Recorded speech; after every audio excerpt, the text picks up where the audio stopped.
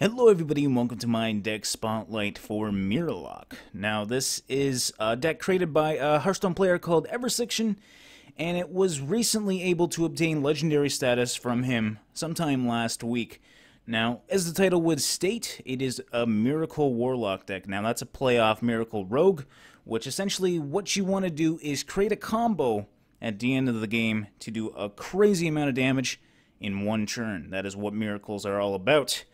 You do that miracle blow, and you win the game. It's a really fun deck, and it's really nice to see a new deck in the Warlock, I guess you would say, meta list. It's been Zoo or Handlock for so long now. Now, you can get legendary status with other decks, but there's very popular decks that do very well all the time, and this is hopefully going to be a new one. Now, that being said, this is not an easy deck. Zoo and Handlock are some of the easiest decks you can play in the game. It doesn't take much knowledge to do them well. This deck I don't suggest to new players. I don't even play this deck because it's a little too complex for me. I'm still learning the game even at 2,000 games played now. I know that's crazy, but it takes a long time to truly understand what each opponent can do and how well they're going to do it. So what this deck does, it has two major combos that you can utilize at the end of the game to get that killing blow. Now, the first one is Leroy Jenkins. Obviously, both of these, actually, sorry, one of these is going to be dealing with Leroy Jenkins. The other one's going to be dealing with Arcane Golem, but this one is a great combo. So first of all, you do Leroy Jenkins, and then you do Power Overwhelming, so that's 5 mana, and then, of course, you do the Faceless Manipulator to have 2 of them for a killing blow of 20 damage. Absolutely awesome combo. Very easy combo to do. It only takes 3 cards. The other combo takes 4, so that's probably going to be your go-to combo. 3 cards is a lot easier to obtain than 4, unless you're going to be waiting till the final end of the game.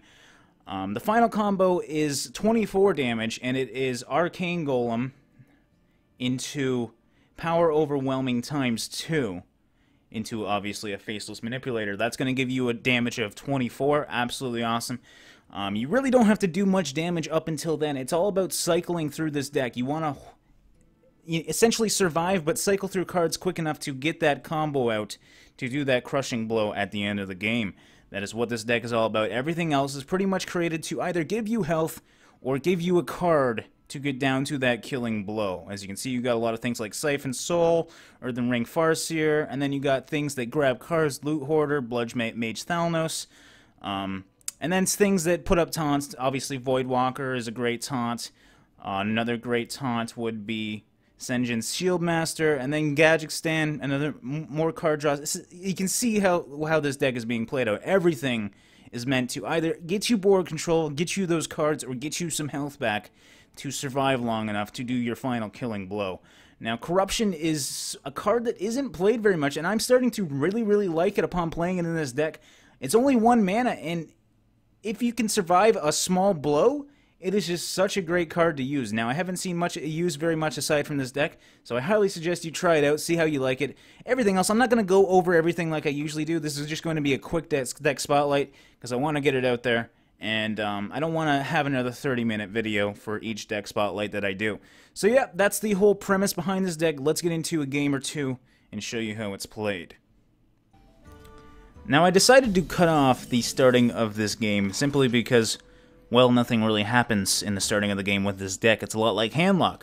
You're grabbing cards, you're trying to get those combos, you're trying to keep board control, you're trying to get as much damage, as minimal damage as possible. As you can see, I'm at 18 health, he's at 27, and I'm at a predicament now. Do I want to waste my Arcane Golem to get rid of that board control? Well, he's got a lot of damage on the board. It's going to put me mighty low if I let him hit me. Obviously, I needed to get rid of some of it, and I felt like wasting my Arcane Golem in this situation was my best bet.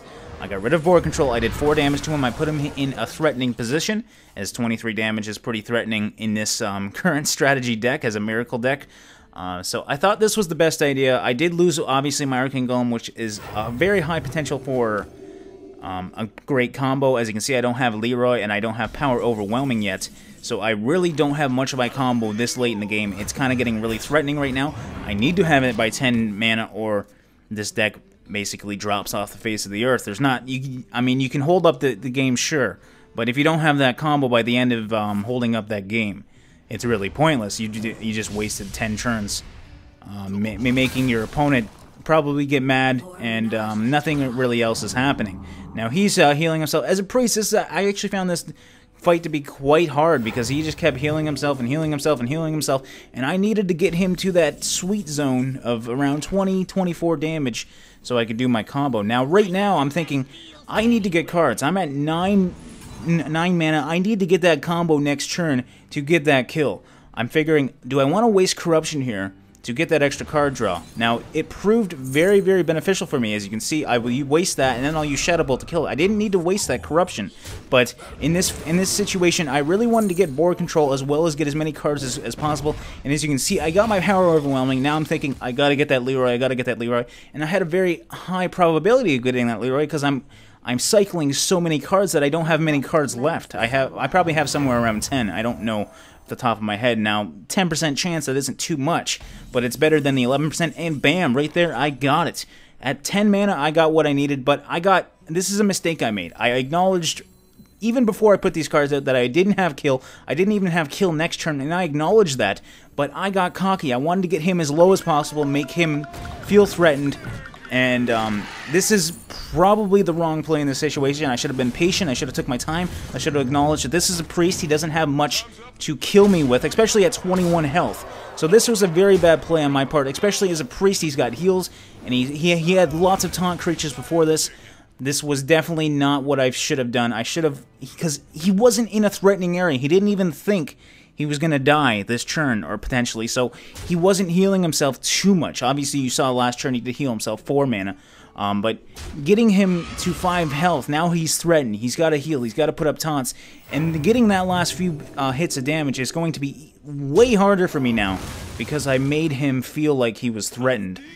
Definitely not the thing I should have done. As you can see, I got a taunt up now, I got to deal with it, and I do not have kill again. I got the Hellfire, which is a great damage, but it's not enough. I need that damage. Now I'm thinking, I'm just going to get the card draw here. Really, I wasn't thinking too much right now. I was actually kind of mad with myself, so I was kind of playing really quickly, as you saw there. Not thinking too much, and I shouldn't have been doing that. Now, I did end up winning this game, but not in the way I wanted. But I kind of wanted to show you that. It's a very, very specific deck. You need to understand everything about the game. You need to play it right, or you are going to get screwed over. It's not, you know, it's not Handlock, it's not Zoo, it's not just keep throwing things out, You have 2 combos you can rely on. If you don't get those combos, good luck. Now, he Holy Nova's me here. I acknowledge that could possibly happen, but I wanted to fill that board to get as much damage on the board as possible, because I acknowledge that I have no more combos left. I essentially wasted all my combos now, so I need to throw everything I can on that board. I know he has AoE kills, but I need to get him down to 0 health, and I have no way of doing so unless I just throw everything I got on the board. Card draw, card draw, card draw. And hopefully he doesn't have any high damaging minions. As a priest, he really wouldn't. He kind of has to rely on me, as I stated before. So he's throwing out a Northstar Cleric here. That kind of tells me, well, he's probably got not too much if he's throwing out a Northstar Cleric and healing himself. And I think he ends his turn here as well, yes. So that really gave me confidence. I got my power overwhelmed. I knew I had one more, and I was looking for that, and I got it now. Now I'm just praying right now, please do not do anything crazy. Do not put up any taunts, because I got to get that last 8 health. Now, I have a lot I can do at the next turn, so I wasn't too worried, but he still had a chance. Now, throwing out the Northstar Cleric the turn before, it really made me acknowledge that he's not going to have too much. 10 health, and then he just healed himself. I basically confirmed that I had my kill here, but it's not the way I wanted to win this game. This is not how I wanted to do it. As you can see, I'm almost out of cards. That pretty much always happens with this deck. But I have lots of ways to kill him now. Obviously I do as much things as possible. I'm happy as can be, and I get that kill.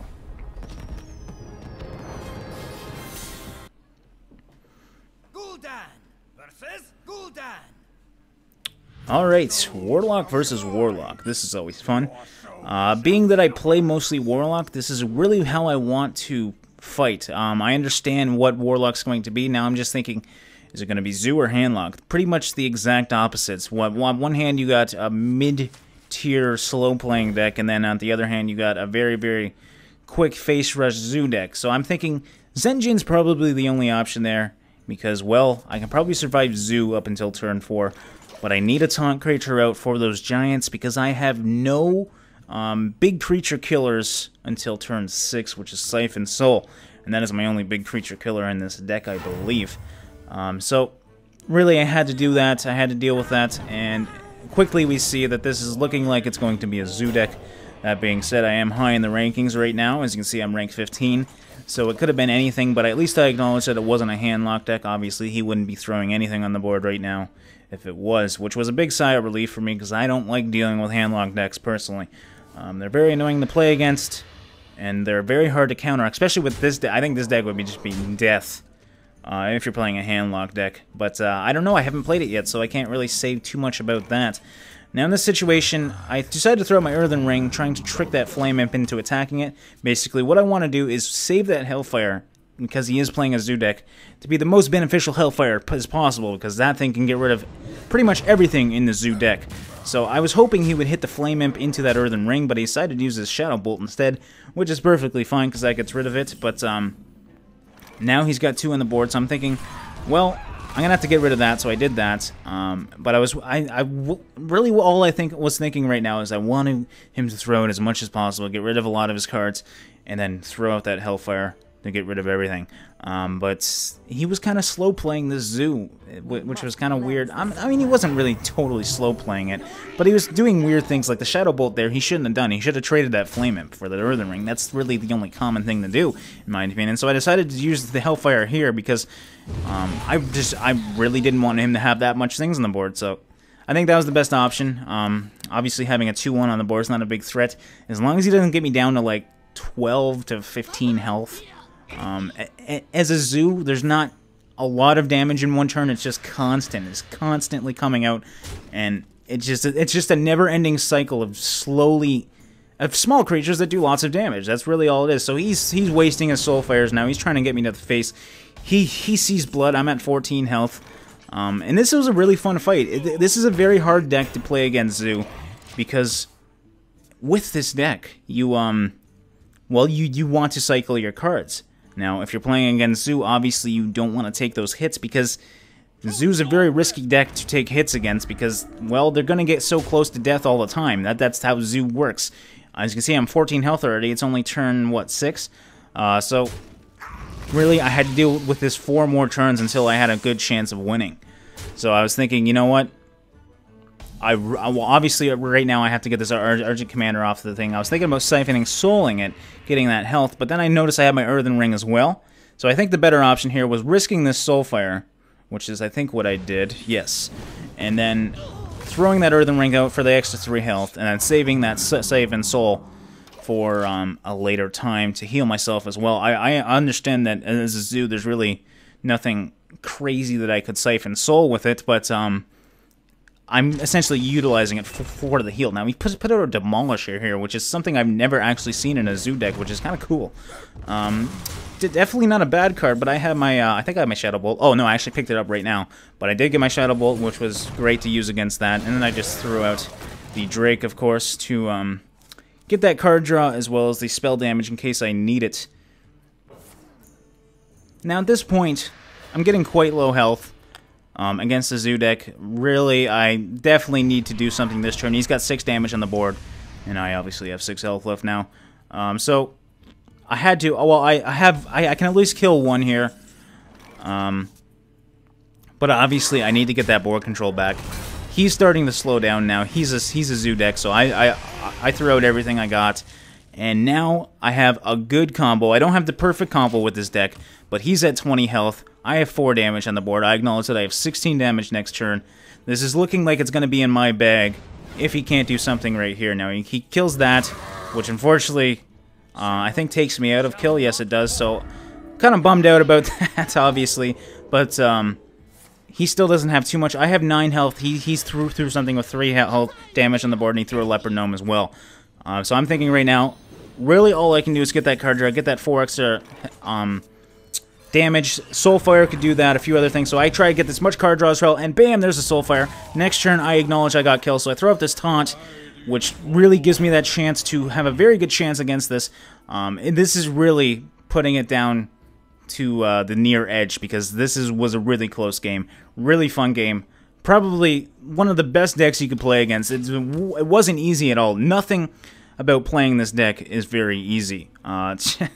Just, I had such a hard time with this deck. I actually, to be totally honest, I went from rank 11 to 15 upon playing this deck for about maybe 40 or 50 games. So, not the deck for me yet. I don't have the skills to deal with it. But if you're really good at the game, I can see where this deck is going to be very, very good. So, I'm praying he does nothing else. He can't kill me. And obviously, I didn't think he did. So, I was really happy. And I have kill next turn, so that's always fun as well. For the crusade! So this pretty much shows he doesn't have anything left. He's just going to end his turn. And he's thinking he's got this in the bag, which is great. That's why I love this deck. People think they got it in the bag, and then bam, here comes out the Arcane Golem. And then there goes the Power Overwhelming. And then there goes the Faceless Manipulator. And bam, there's 16 damage to the face, and I win the game. Definitely, that's what's so fun about this deck.